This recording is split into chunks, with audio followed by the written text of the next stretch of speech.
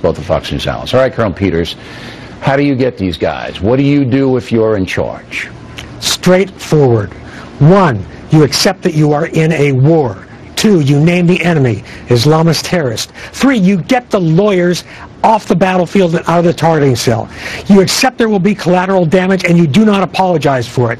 You do not nation build. You don't try to hold ground. You go wherever in the world the terrorists are and you kill them. You do your best to exterminate them, and then you leave, and you leave behind smoking ruins and crying widows. If in 5 or 10 years they reconstitute and you got to go back, you go back and do the same thing, and you never send American troops into a war you don't mean to win. All right, so you would go then into Syria, where the ISIS stronghold is, with ground troops, with air support, in a fast campaign, and kill as many of them as you can. That's what you would do, well, Colonel Peters?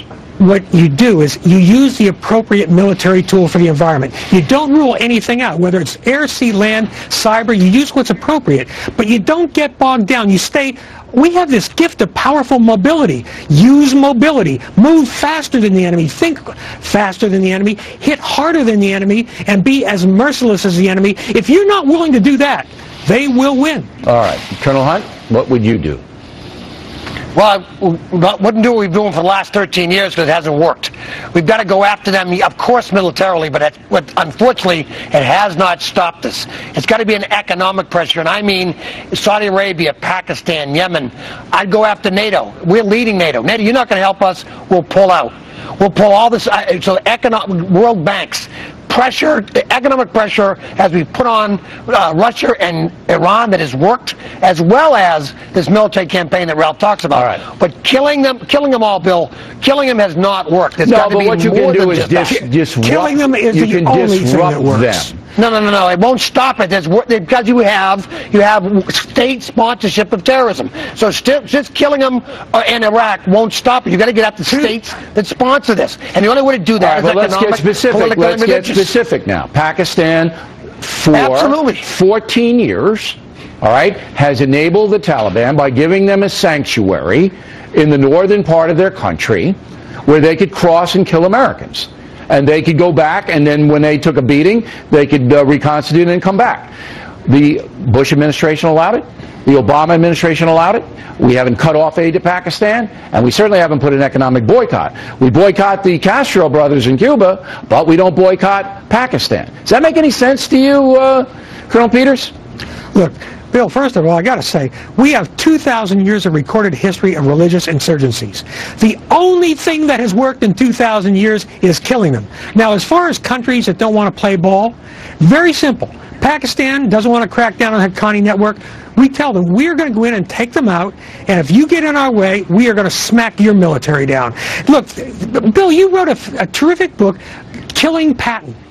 Did Patton consult lawyers? Did we read the Germans, their Miranda rights? We leveled while killing their men at the front lines, we leveled their cities and burned their families alive. In a war, you fight to win. You don't worry about political correctness. The jihadis will do anything to win, and we're worried about our table manners. All right, Colonel Hunt, you don't see Colonel Peters, you see him as being too bullish on this, right? No, I'm not talking, no, it's not far enough. I've got no issue with killing terrorists. I don't care where they are. My point is, it has not worked by the very definition that Ralph just used. The point of this is 26 years we've been bombing Iraq. 4 separate presidents. It hasn't worked. It's got to be that and economic, religious, philosophical. We've got to do, the president has to unite the country. And there has to be some U.S. sacrifice, not just soldiers and intel people. But he's not that kind of a leader. President Obama. You asked me what I do. Right. You asked me what I would do. And I'm telling you, you have to make, the American people have to, there's got to be sacrifice. I got a minute left with you. I got a minute left. Is it France's fault, Colonel Peters, that they got this because they left all these Muslims in and they leave them alone and they're in the little no-go zones? Is it partially France's fault that this happened? No. France's policies have been stupid, but nothing excuses Islamist terror. Nothing. Okay. And by the way, I'm telling you, Bill, the only thing that works, you kill them without mercy. I would eradicate as many as I could. It takes decades. But you also have to do the unintended consequences deal before you do it. All right, Colonel Peters, Colonel Hunt, France's fault. They let all these people in. Now it's out of control. Partially their fault. Yeah, of course it is. I mean, the no-go zones are inexcusable. They had look, France put 33,000 cops on the street to get these guys. How about if they put that much in Afghanistan and Iraq? Of course, look, they had these guys, they'd let them go. Right, so they let them go. But we let a lot of people go, too. We're letting people go from Gitmo all day long, and you know they're going to come back. 30% of them already have. 30% have. Right. About 30% have.